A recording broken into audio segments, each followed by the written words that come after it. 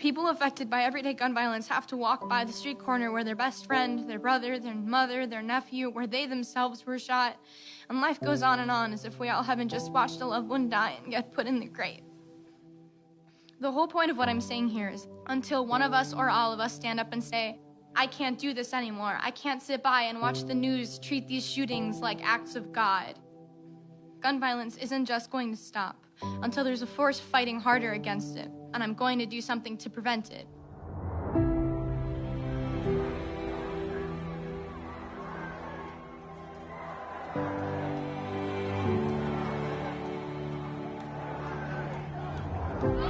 They say that tougher gun laws do not decrease gun violence. We call BS! They say a good guy with a gun stops a bad guy with a gun. We call BS! They say guns are just tools like knives. We call BS! They say that no laws could have been able to prevent the hundreds of senseless tragedies that have occurred. We call BS! That us kids don't know what we're talking about, that we're too young to understand how the government works. We call BS! What we're fighting for will happen because we're fighting so strongly for it.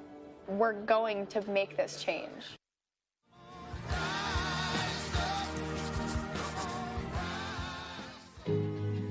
Long before this pandemic, our country has been suffering from the epidemic of gun violence. Gun violence is a public health crisis, one that disproportionately affects the Black and brown communities. First, it was my beloved fiance. My son, Jerry, at the Pulse shooting in Orlando. 7 years later, it would be my son.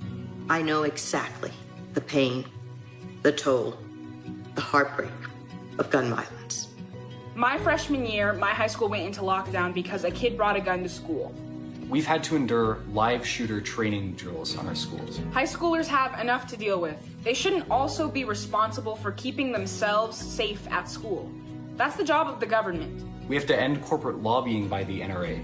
We have to invest in mental health in our communities rather than making our schools maximum security prisons. I want a president who will make gun violence prevention a top priority, and I believe Joe Biden is that person.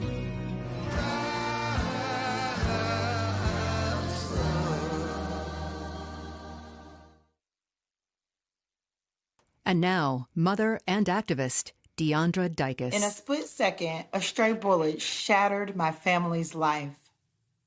My son DeAndre was only 13 years old. He was recognized as a gifted and talented student. His possibilities were endless. He was dancing at a birthday party when he was shot in the back left side of his head, shattering his skull. One shot changed our lives forever. Today, my Dre does not talk. He does not walk. I know he knows me by the smile he shows when I walk in his room, but I'm unsure if he knows a gunshot has changed his life. Since March, I've only been able to see my son 3 times, but I can't touch or hug him due to COVID-19. People tell me that I'm lucky. I tell them we are blessed. I remind them that my son is in a wheelchair and unable to feed himself.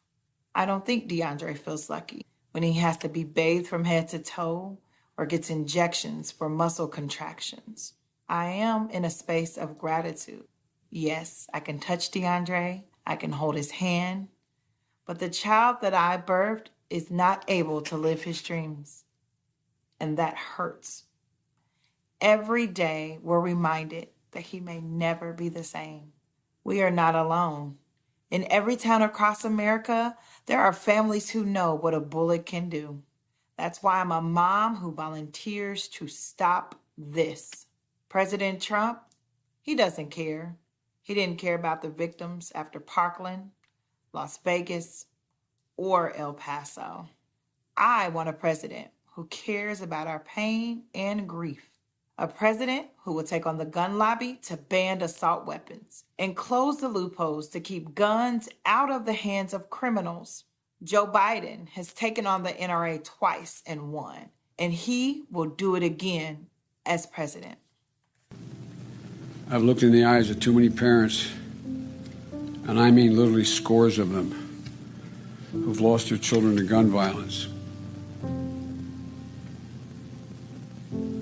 I've looked in the eyes of brave young people who survived school shootings. And I made each of them a promise. I made myself a promise. I promised them, and I promise all of you, I will make this promise today. Those families hurting across the country, I will never, never, never, never give up this fight. Out of pain, we choose to find meaning. A glimmer of light that lands on a promise.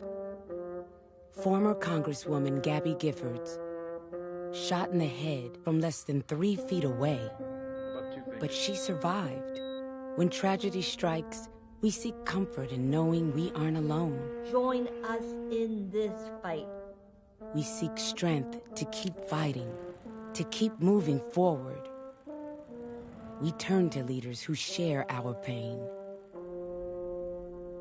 In the most difficult times, it's when we stand closest together. It's out of tragedy that we grow stronger. He was there for me. He'll be there for you too.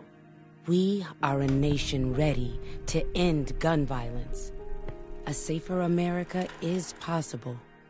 But from this point forward, we must choose courage. I've known the darkest of days. Days of pain and uncertain recovery. But confronted by despair, I've summoned hope. Confronted by paralysis and aphasia, I responded with grit and determination. I put one foot in front of the other. I found one word and then I found another.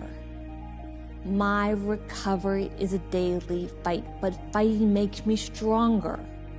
Words once came easily, today I struggle to speak. But I have not lost my voice. America needs all of us to speak out, even when you have to fight to find the words. We are at a crossroads. We can let the shooting continue, or we can act. We can protect our families, our future. We can vote. We can be on the right side of history. We must elect Joe Biden.